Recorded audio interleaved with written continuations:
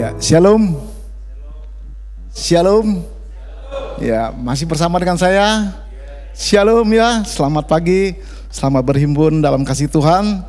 Ya, saya ucapkan terima kasih bagi Tuhan Yesus melalui hambanya Pak Agus yang telah mempercayakan pelayanan pada pagi hari ini. Semua karena anugerah Tuhan sehingga hamba boleh sama-sama hadir tepat ini. Semua anugerah Tuhan. Oke, pada hari ini ada satu tema yang saya angkat, yaitu bagaimana kita mengaktifkan karunia roh yang Tuhan berikan dalam kehidupan kita. Kita sebagai orang percaya bahwa Tuhan melengkapi setiap kehidupan kita sebagai orang percaya, yaitu dengan karunia roh yang Tuhan berikan secara cuma-cuma, yang Tuhan berikan secara spesial bagi kita semua orang-orang percaya. Ya, tidak lain adalah untuk menjalankan misi Tuhan di dalam dunia ini. Ada satu kehendak yang Tuhan inginkan dalam setiap kehidupan kita. Maka untuk merealisasi daripada misi Tuhan, itu setiap orang percaya harus dilengkapi oleh suatu alat kelengkapan rohani, yaitu karunia roh yang ada, yang Tuhan berikan bagi kita semua dalam kehidupan kita. Oleh itu kita akan sama-sama sebagai ayat pembuka, kita akan baca sebuah ayat firman Tuhan, yaitu dalam Matius pasal yang ke-28.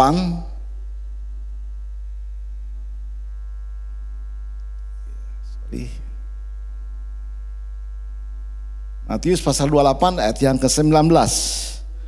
Ya, saya akan bacakan.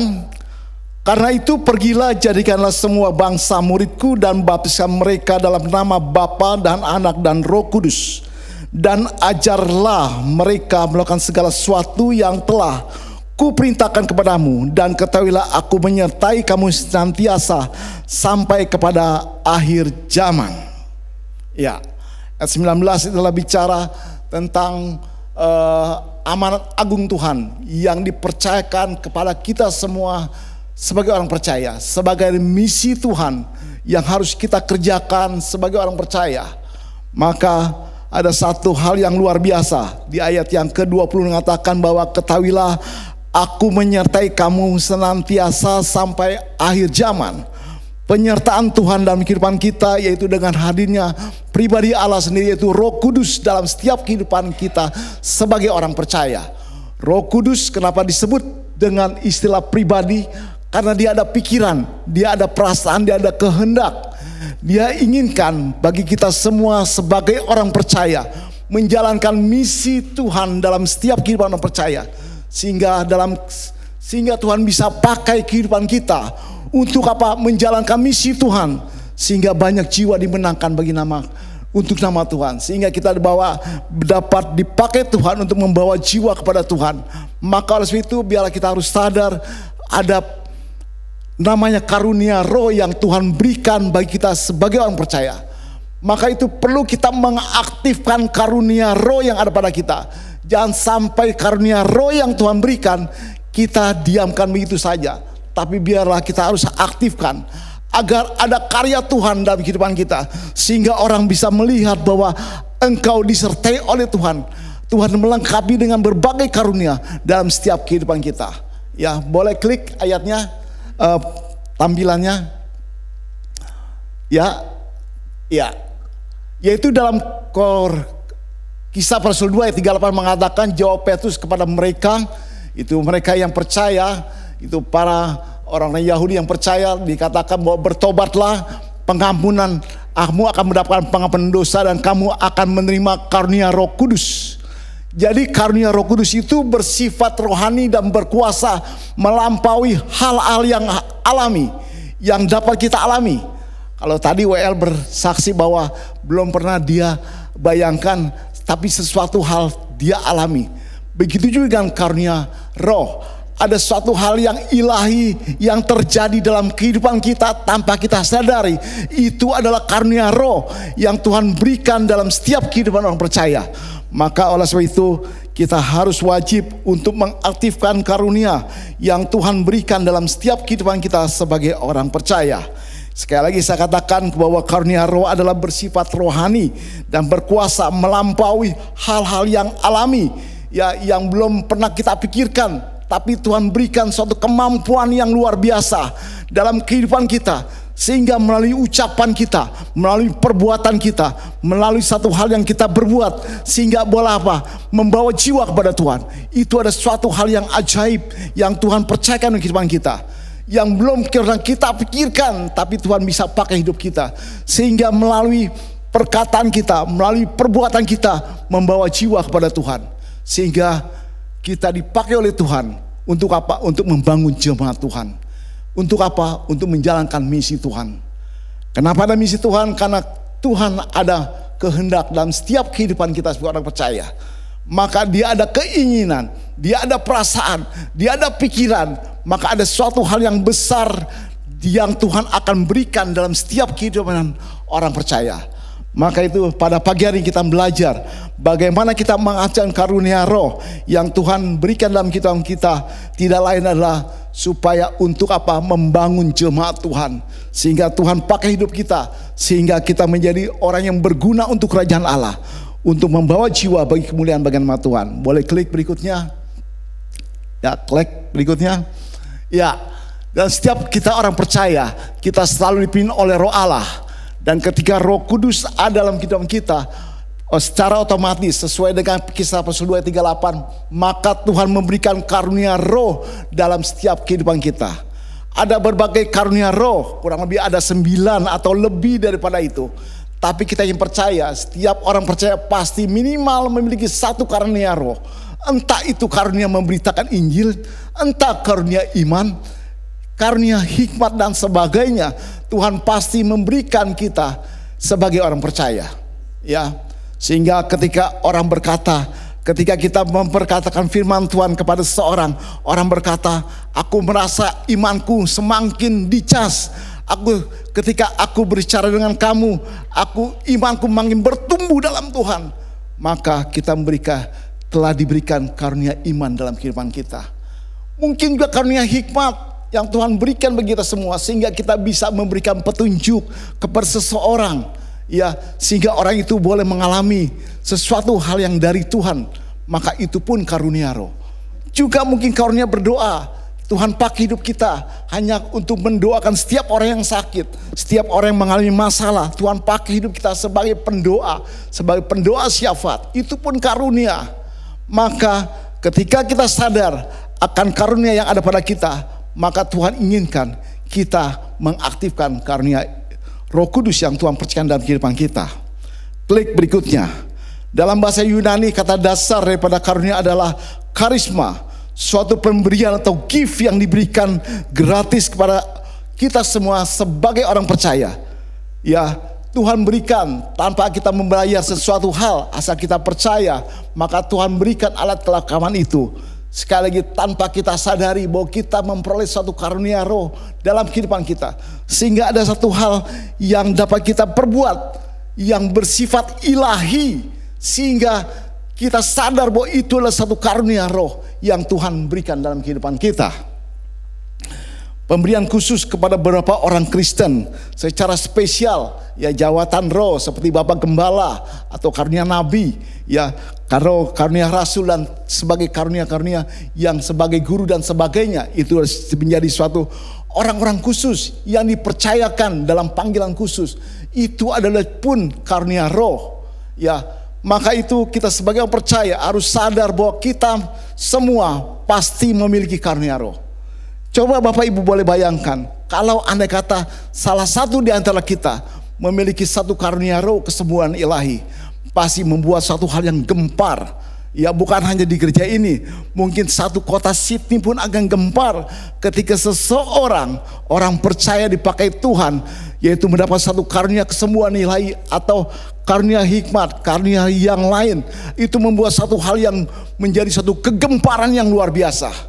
Itu yang bersifat ilahi, yang pasti kita akan miliki bagi setiap orang percaya yang sadar dalam kehidupannya ada karunia roh dalam setiap kehidupan kita. Ya, ada beda antara karunia roh dengan bakat. Bakat bersumber daripada rahmat biasa dan roh dari roh. Saat pemberian diberikan sejak kelahiran, ya. secara alami, bersifat kemampuan alami, tujuannya untuk mengajar, hiburan, inspirasi dalam tingkat alami. Mungkin kalau orang tuanya pemain musik, anaknya bisa bermain musik, itu pun satu karunia. Secara lahiriah itu menjadi satu bakat yang diturunkan dari orang tua kepada anaknya, atau dari kakek nenek kepada cucunya dan sebagainya. Itu bersifat bakat. Tapi karunia roh bersumber daripada rahmat istimewa dari roh itu sendiri. Saat pemberian diberikan sejak kelahiran baru. Sejak kita terima Dia sebagai Tuhan dan Juru Selamat dan kita menerima baptisan air, sejak itulah kita dipercayakan karunia roh dalam setiap kehidupan kita sebagai orang percaya. Sifatnya anugerah rohani, tujuannya adalah pertumbuhan rohani orang-orang kudus dalam pelayanan rohani atau pelayanan Kristen. Jadi karunia roh itu bertujuan untuk membangun jemaat Tuhan. Ya, entah itu karunia menginjil, karunia berdoa, karunia hikmat dan sebagainya, dan banyak berbagai-bagai karunia. Karunia iman, setiap Anda berkata kepada orang untuk ke gereja, orang itu tergerak untuk datang beribadah bersama kita. Ya, itu menjadi satu kemampuan ilahi. Dan itu pun saya alami. Bagaimana saya dapat membawa jiwa ketika saya mengadakan doa semalaman, mengajak orang menyembah Tuhan dari jam 10 malam sampai jam 4 pagi. Ketika saya mengajak, orang itu bisa tergerak hatinya untuk bersama-sama menyembah berjam-jam. Saya tahu itu adalah kemampuan rohani. Itu adalah karunia roh yang Tuhan berikan dalam kehidupan kita. Dan saya sadar, saya harus mengaktifkan, harus saya kerjakan. Dan itu saya lakukan, saya mengajak jiwa datang, ayo saya perkatakan terus tentang firman Tuhan. Saya yakin percaya ketika kita menyembah Tuhan, ketika kita meninggikan nama Kristus, pasti Dia hadirkan karyanya. Amin. Kita percaya ketika keluarga kita menyembah Tuhan, ketika keluarga kita meninggikan nama Tuhan, pasti Dia hadirkan karyanya dalam kehidupan keluarga kita, termasuk dalam pekerjaan kita, termasuk dalam komunitas gereja kita. Ketika kita menjadi penyembah-penyembah, ketika kita sama-sama mengaktifkan karunia roh yang Tuhan berikan dalam setiap kehidupan kita, pasti mendatangkan suatu anugerah. Ada satu kekayaan rohani yang Tuhan limpahkan di tempat ini, di dalam keluarga kita, di dalam pekerjaan kita, di dalam kehidupan pribadi kita, sehingga orang dapat melihat ada satu perbuatan Allah yang nyata dalam kehidupan kita. Ya, oke. Next, berikutnya, waktu berjalan terus. Ada beberapa karunia roh seperti karunia perkataan hikmat, ya, karunia perkataan pengetahuan, karunia iman, karunia kesembuhan ilahi, atau karunia nubuat, karunia mimpi, karunia membedakan roh, karunia berbahasa lidah atau berbahasa lidah asing. Itu Tuhan berikan bagi kita semua sesuai dengan panggilan kita masing-masing. Ya, satu hari pernah saya memberikan suatu nasihat pada seseorang. Ya, ada seorang anak muda umur hampir 40-an, ya, dia ada di Amerika. Dia sering komunikasi dengan saya. Lalu saat itu saya tergerak untuk mengatakan, untuk kamu segera kembali ke Indonesia. Dia sudah kurang lebih 6 tahun di Amerika. Dia bekerja di sana dan cukup banyak dia menghasilkan uang. Dan sebenarnya dia pun adalah orang tuanya adalah memiliki sedikit boleh dikatakan raja kapal. Di Jakarta dia punya beberapa kapal dan orang tuanya sudah almarhum dan meninggalkan warisan cukup lumayan banyak, ya, lumayan besar kalau menurut saya. Ada sebuah rumah yang cukup besar diberikan pada dia. Lalu saya bilang, segera kamu balik ke Indonesia, ya. Dan saat itu dia mengatakan, oke Pak Budi, saya mau balik ke Indonesia, saya mau tinggal di Indonesia. Oke, dia setuju. Singkat cerita, Pak Budi, saya akan bicara dulu dengan keluarga, dengan kakaknya. Setelah itu, besokannya saya dapat telepon dari kakaknya dan kakaknya menegur saya. Kenapa kamu menyuruh adik saya kembali ke Indonesia? Ya, saya bilang, itu saya hanya tergerak yang Tuhan berikan dalam mulut saya sehingga saya mengatakan demikian. Lalu dia tegur saya dan saya bilang, oke, saya minta maaf. Ya, saya bilang dia usia udah hampir 40 sudah bisa berpikir mengambil keputusan. Saya bilang, ya, oke, singkat cerita dia tidak jadi pulang akhirnya. Ya udah, saya pikir ya udah, yang penting tugas yang Tuhan berikan bagi saya sudah memperkatakan itu. Ya, ini satu karunia roh yang Tuhan titipkan bagi saya untuk memberikan sesuatu untuk pada dia. Singkat cerita, waktu berjalan sebulan, 2 bulan, 3 bulan, terus ketika hampir setahun saya dapat kabar dari Amerika, orang itu mendapatkan serangan jantung dan meninggal dunia. Jenazahnya selama 2 minggu ada di ruang jenazah. Tidak ada satu orang pun yang menengoknya. Bahkan dikremasi, ya, lalu disaksikan oleh konsulat Indonesia di kota New York, dan akhirnya dikremasi, dibuang ke laut. Dia punya abunya. Saya melihat, Tuhan, terima kasih Engkau percayakan satu karunia hikmat untuk dapat memperkatakan sesuatu kepada orang itu. Selama 1 tahun ternyata benar dia dipanggil Tuhan. Dia dapat serangan jantung mendadak dan akhirnya meninggal. Ketika kita mendapat satu karunia yang Tuhan berikan dalam kehidupan kita, biarlah kita berusaha untuk mengaktifkan karunia yang Tuhan percayakan. Sesuatu yang alami, sesuatu yang ilahi kita akan alami. Saya pikir saya tidak punya, bukan saya sebagai tukang peramal dan sebagainya, tapi Tuhan katakan bahwa kamu harus pulang. Kamu pulang lebih baik. Ya, tapi dia bersikeras, akhirnya tadinya dia mau pulang, akhirnya tidak pulang. Akhirnya sesuatu yang tragis terjadi dalam kehidupan dia. Ya, kehilangan atau warisan, kehilangan uang selama 6 tahun dia bekerja sekian banyak, cukup uang hilang semua. Is nothing. Ketika kita tidak mendengarkan apa yang jadi pesan Tuhan. Maka itu, jika memang kita yakin ada karunia roh yang ada pada kita, biarlah kita pakai untuk apa? Membangun jemaat Tuhan. Tuhan pakai dalam setiap kehidupan kita. Oke, ada berbagai karunia. Ada yang mempunyai karunia mimpi, seperti anak saya yang bungsu, dia memiliki karunia mimpi. Setiap dia bermimpi, dia berkata kepada saya, dan setiap mimpinya itu terjadi hal-hal yang nyata sesuai dengan mimpi dia. Maka saya bilang kepada anak saya yang bungsu, kamu memiliki karunia roh, yaitu karunia mimpi. Sebagaimana yang Tuhan berikan kepada Yusuf sebagai si tukang mimpi itu. Apa yang dimimpikan menjadi kenyataan, itu karunia roh yang Tuhan berikan dalam setiap kehidupan percaya. Maka saya pesan pada anak saya, jaga hatimu untuk Tuhan. Supaya kamu bisa, ketika Tuhan menyatakan suatu rencana melalui mimpi kamu, engkau bisa katakan pada orang. Untuk apa? Untuk membangun jemaat Tuhan. Maka itu saya terlalu yakin, bagi kita semua pasti Tuhan memberikan karunia dalam setiap kehidupan kita sebagai orang percaya. Tidak mungkin tidak, itu pasti. Sesuai apa? Sesuai dengan kebenaran firman Tuhan. Tuhan berikan karunia roh itu. Maka tapi sayangnya banyak sekali anak-anak Tuhan, orang-orang percaya tidak menyadari akan keberadaan daripada karunia roh, sehingga kita tidak pernah mengaktifkannya, tidak mau mendaya gunakan sesuatu yang ilahi dalam kehidupan kita.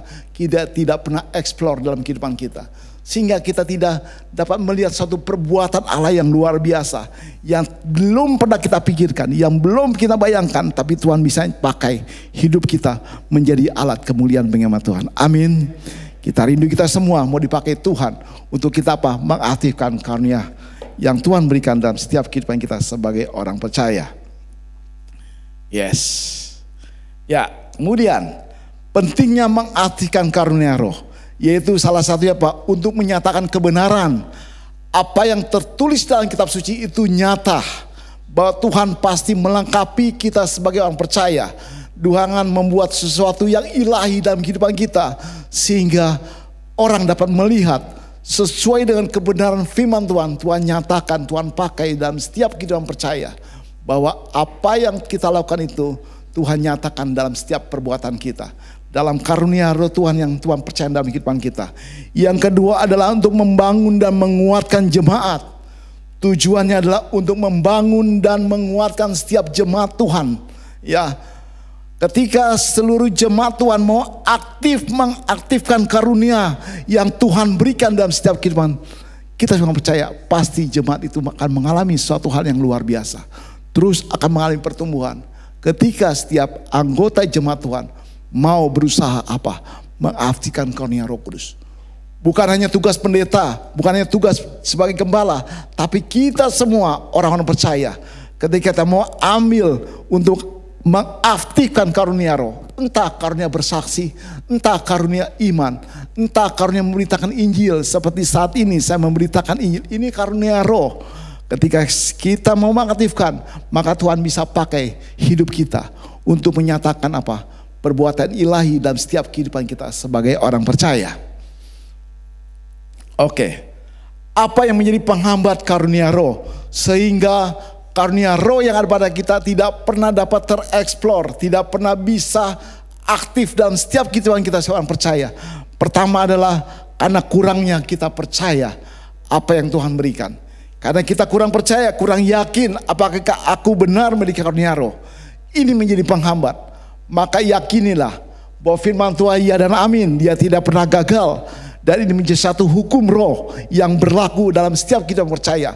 Kalau kita yakin Roh Kudus ada pada kita, pasti dia memberikan karunia roh dalam kehidupan kita. Amin. Kita percaya dan setiap kita percaya pasti memberikan karunia roh.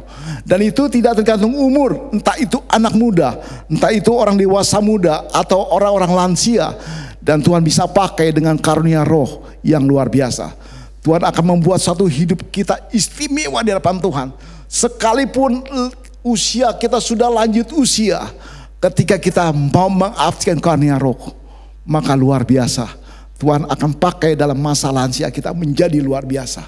Ketika apa? Kita mau mengaktifkan karunia roh yang ada pada kita. Maka itu kita harus yakin dan percaya.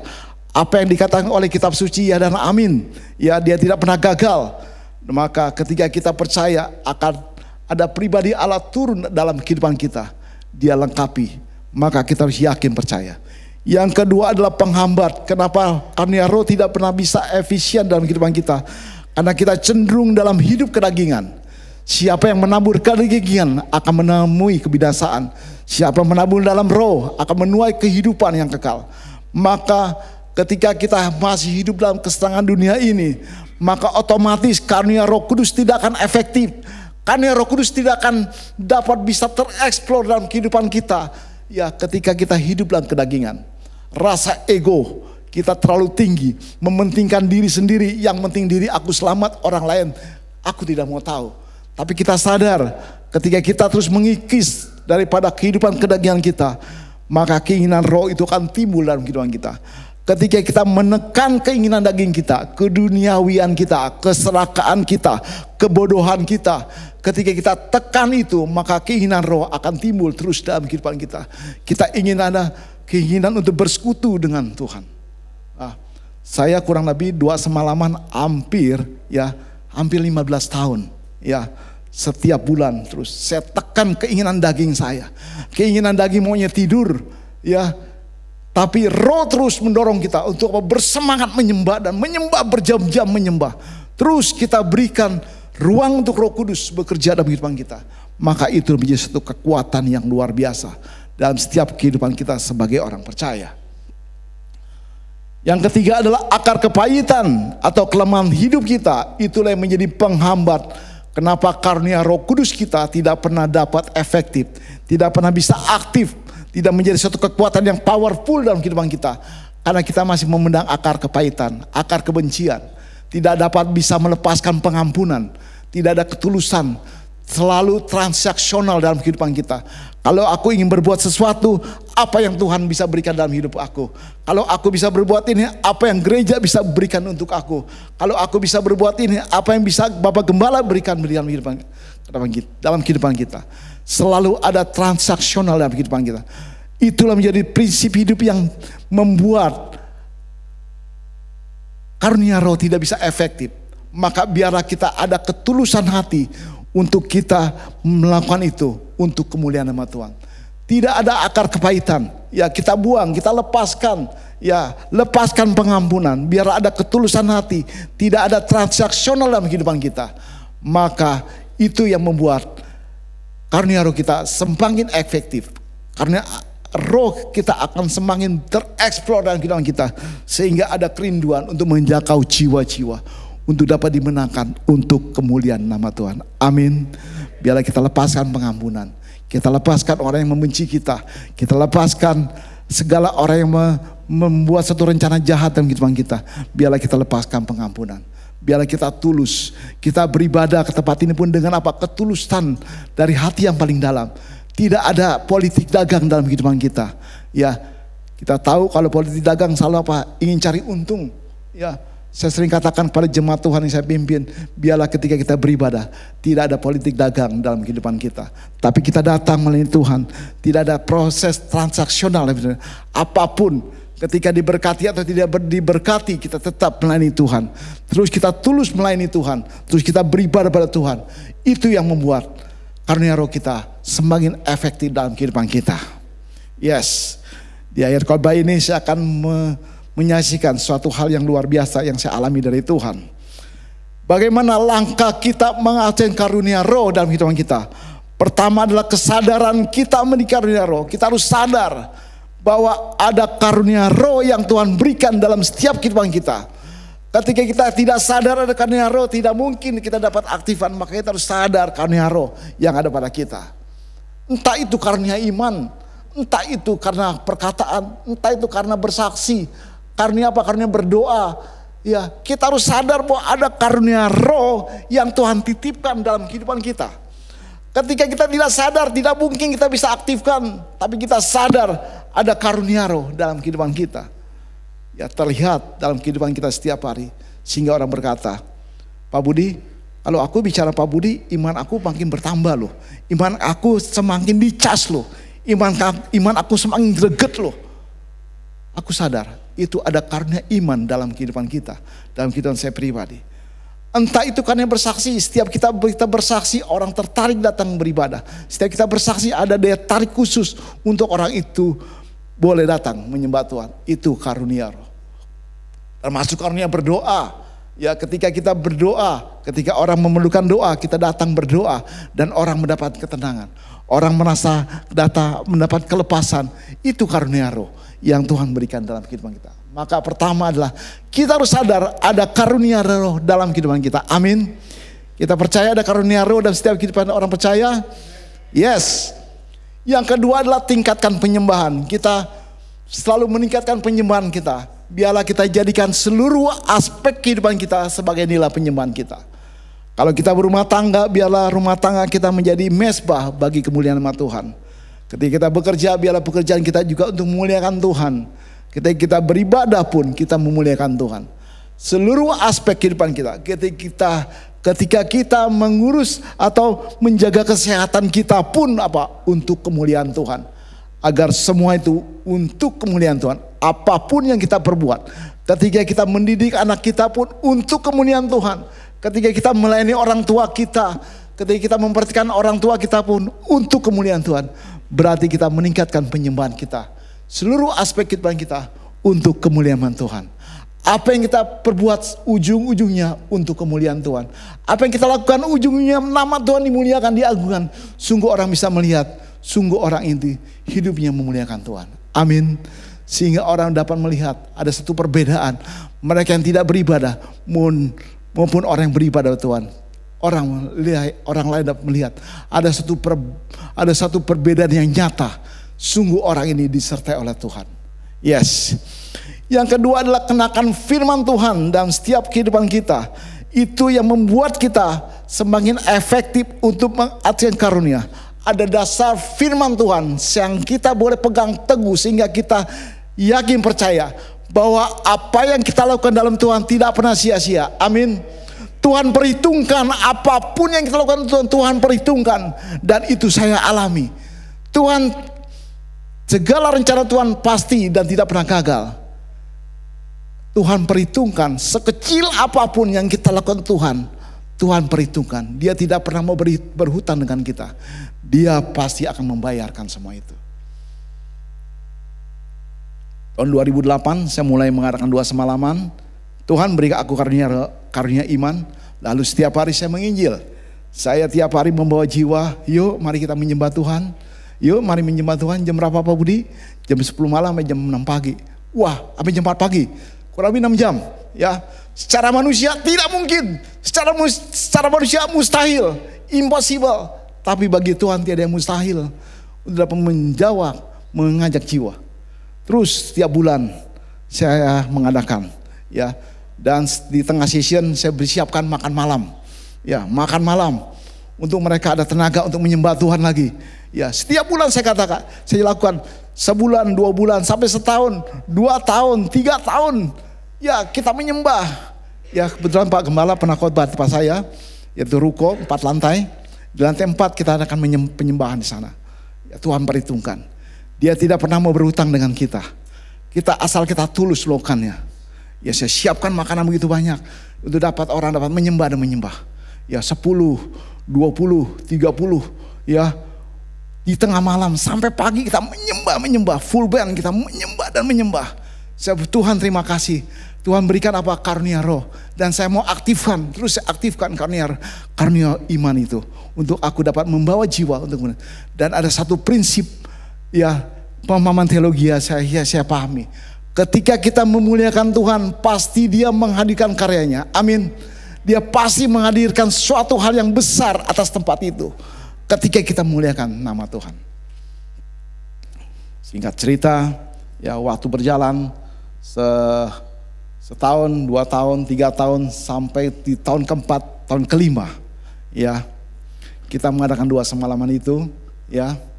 Saya tidak pernah bayangkan sesuatu hal terjadi atas tempat itu. Sesuatu hal yang terjadi atas tempat itu, saya tidak pernah bayangkan. Saya hanya tulus melakukan, mengaktifkan karunia roh yang Tuhan berikan dalam kehidupan saya.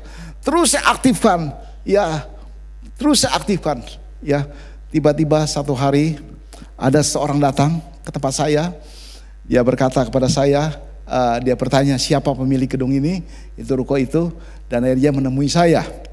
Dia menemui saya, dia bilang, Pak Budi, saya ingin sewa tempat Bapak, yaitu atapnya, bukan lantai fungsi, tapi atap.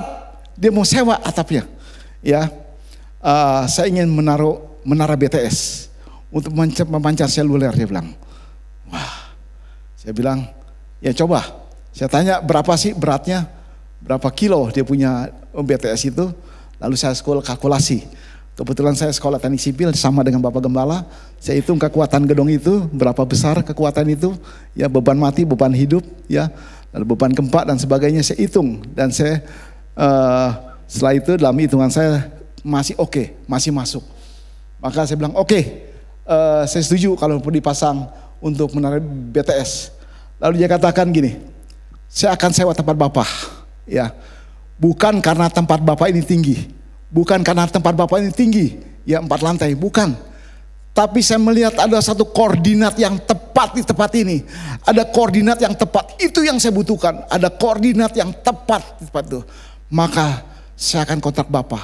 Atapnya saja hanya beberapa square meter. Selama 20 tahun dia sewa tempat saya. Saya tahu itu bisanya Roh Kudus, bukan bisanya saya. Sesuatu hal yang tidak pernah saya bayangkan, sesuatu hal tidak pernah saya inginkan. Saya tidak pernah berdoa untuk hal itu, tidak pernah. Tapi saya lakukan, mengaktifkan karunia roh yang Tuhan berikan dalam kehidupan saya. Saya mau berguna untuk kerajaan surga. Mau saya aktifkan terus, saya ajak jiwa untuk menyembah, ajak jiwa untuk menyembah, ajak jiwa untuk menyembah. Maka Tuhan hadirkan karyanya. Saya mendapatkan 20 tahun kontrak untuk atapnya saja. Saya bilang sama istri, itu uang pensiun kita untuk ke depan. Beri kemuliaan nama Tuhan. Yes. Ternyata tidak sampai di situ. Waktu beberapa bulan, 4-5 bulan dari itu, ya, terus kita menyembah dan menyembah. Kita yang percaya ketika menyembah, karya Tuhan terjadi. Ya, karya Tuhan Roh Kudus akan berkarya atas tempat itu, atas keluarga kita, atas gereja kita, atas komunitas kita, pasti terjadi. Ketika apa? Ketika kita yang hidup dalamnya mau mengaktifkan karya Roh Kudus. Setelah itu, setelah 4-5 bulan berlangsung lagi, ada seorang bapak lagi datang ke tempat saya. Dia dari Telkomsel. Bapak Ibu tahu Telkomsel, ya, salah satu BUMN di Indonesia, khususnya dalam bidang telekomunikasi. Dia pun sama. Dia katakan demikian, Pak Budi, saya akan sewa atap Bapak. Saya akan pasang juga menara BTS itu. Dan dia katakan perkataan yang sama dikatakan, bukan karena tempat Bapak tinggi, tapi tepatnya koordinatnya di tempat ini. Karena tempat tinggi banyak, sekeliling Bapak banyak, tapi koordinat yang ada di sini. Saya tahu itu bisa-bisanya Roh Kudus. Roh Kudus yang berkarya, Roh Kudus yang mempertepat karakter itu, mempertepat daripada koordinat itu. Maka dia bilang, Pak Budi, saya tahu, saya sewa tempat Bapak 5 tahun. Ya, 5 tahun selesai, dia tambah lagi 10 tahun, dia bayar ke saya. Saya percaya itu bisa Roh Kudus. Maka saya bilang, katakan lagi kepada istri saya, uang pensiun kita ditambahin lagi sama Tuhan. Amin. Ketika kita mau mengabsen karunia Roh Kudus, jangan berpolitik dagang. Ya, saya melakukan itu bukan karena saya biasa dapat untung, tidak. Supaya saya dapat untung, tidak. Tapi saya mau lakukan secara tulus untuk kemuliaan nama Tuhan. Tuhan berikan saya uang pensiun.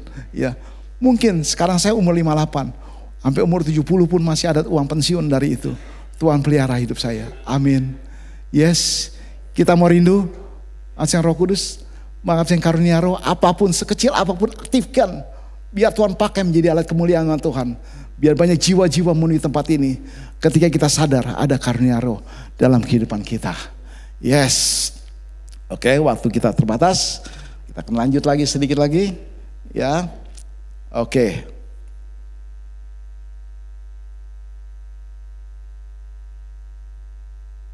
Ya.